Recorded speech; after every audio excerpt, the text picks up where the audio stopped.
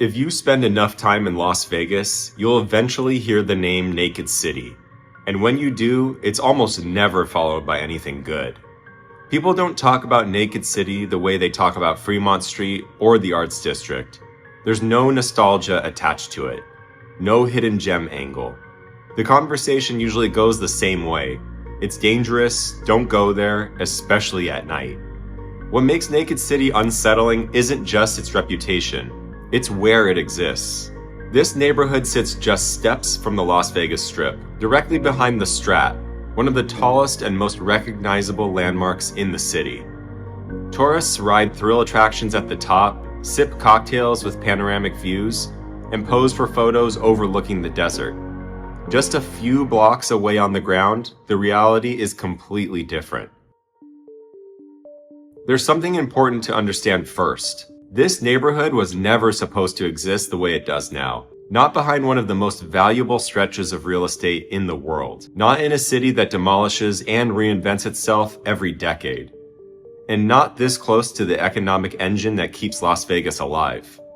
By the end of this, you will understand why Naked City is still here, and why that fact alone makes so many people uncomfortable.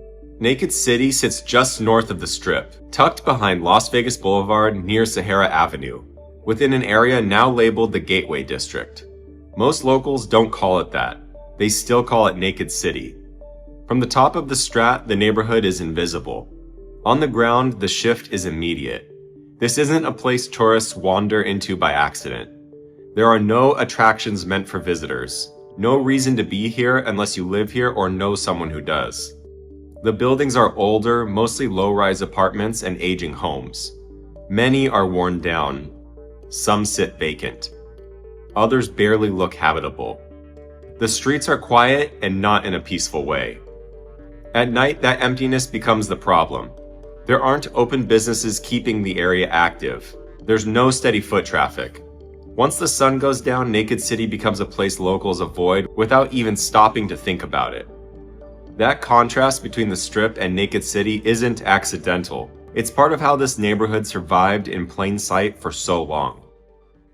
Naked City didn't begin as a dangerous place. Originally known as Meadows Addition, the neighborhood was developed in the 1950s and 60s, when Las Vegas was still a relatively compact desert city with a population hovering around 100,000 people. The Strip was booming, but it wasn't sprawling yet. Because of its location just north of the Strip, this area became a convenient and affordable place to live for casino employees, dealers, cocktail waitresses, stagehands, and showgirls. Most of the housing consisted of modest two-story apartment complexes, many built around swimming pools. During this era, Naked City was considered lively. The pools acted as social centers. Off-duty workers gathered there during the day. It was close to work, close to entertainment, and close to all the action. By the 1970s and 80s, Las Vegas began expanding outward. New housing developments spread across the valley.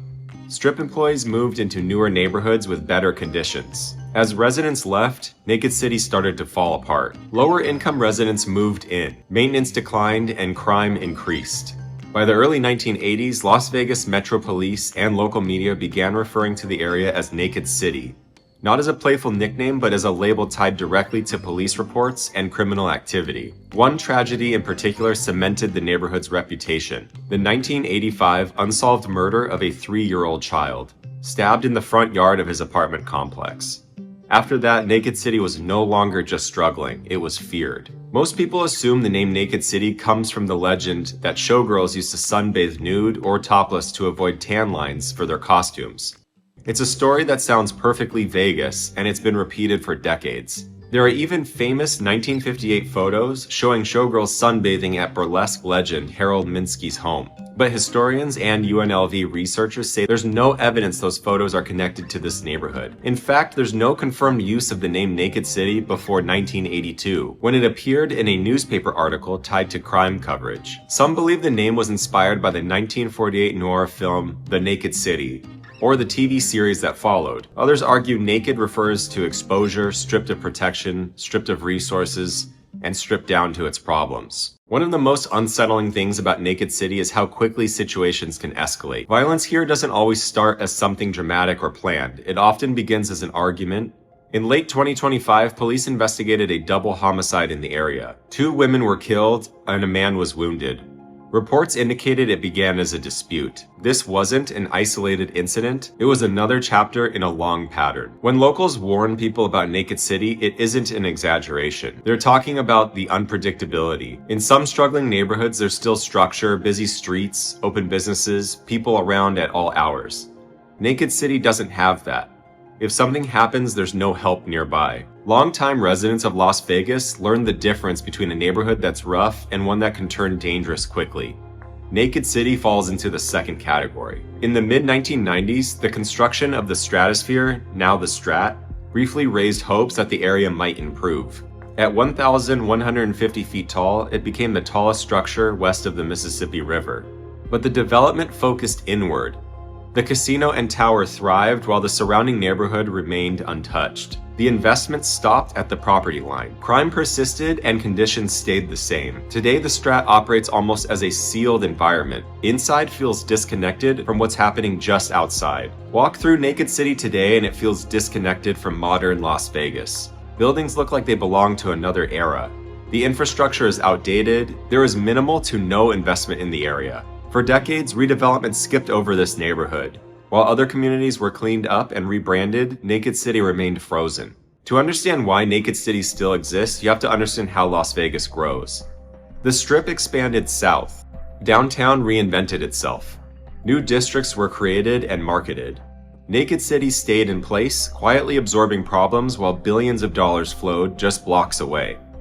It became a pressure valve. As long as the resorts were profitable, there was little incentive to fix what sat just behind them. Now things are starting to shift. Atomic Golf opened next to the Strat. New residential projects like the Philly at 215 have been approved.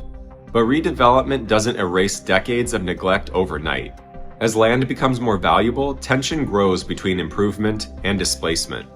Cleaning up the area often means pushing people out. Rising values don't automatically benefit the residents who have lived there through the worst years. The danger hasn't disappeared yet.